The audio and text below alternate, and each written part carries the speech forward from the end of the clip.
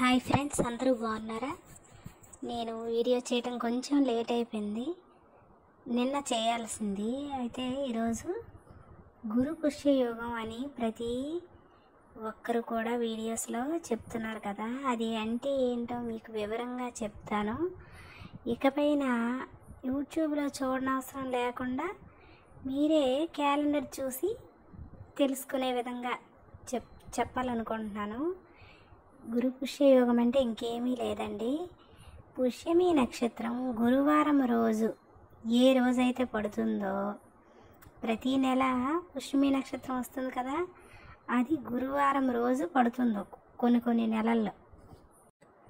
అలాంటి సమయాల్లో మనం కరెక్ట్గా చూసుకోవాలన్నమాట.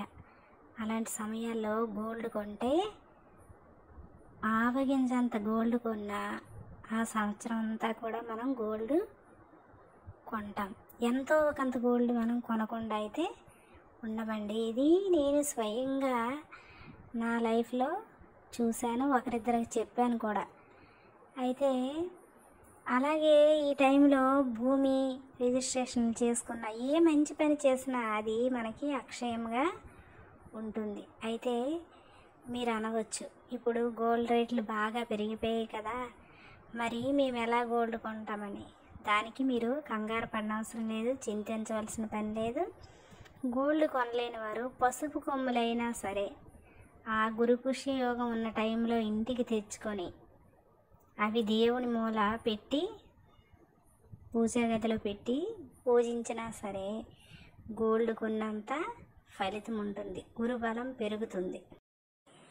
గురుబలం ప్రతి విషయానికి కూడా చూస్తారు. మనకి గురుబలం లేకపోతే మనల్ని అందరూ కూడా ఈసడించుకుంటారు.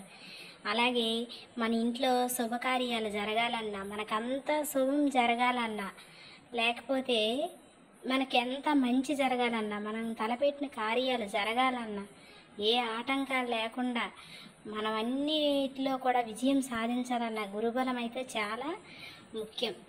అందుకే గురుబలము వివాహ కార్యక్రమాల్లో కూడా గురుబలం ఉంటేనే చేస్తారు. అంత ఇంపార్టెంట్ రోలు ప్లే చేస్తుంది గురుబలం. అయితే ఈ గురుబలం పెంపొందించుకోవడానికి మనం గురు పుష్య యోగం రోజు మనకి అవకాశం ఉంటే బంగారం కొనాలి, లేకపోతే చక్కగా ద్వారాలకి పసుపుతో అలంకరించి కుంకుమ బొట్లు పెట్టి ముగ్గులు పెట్టి, అలాగే మన పాదాలకి నుదుటికి పసుపు రాసుకొని చక్కగా కుంకుమ బొట్టు పెట్టుకొని ఆ దేవునికి మనం పూజ చేసి దేవుని మూల పసుపు కొమ్ములు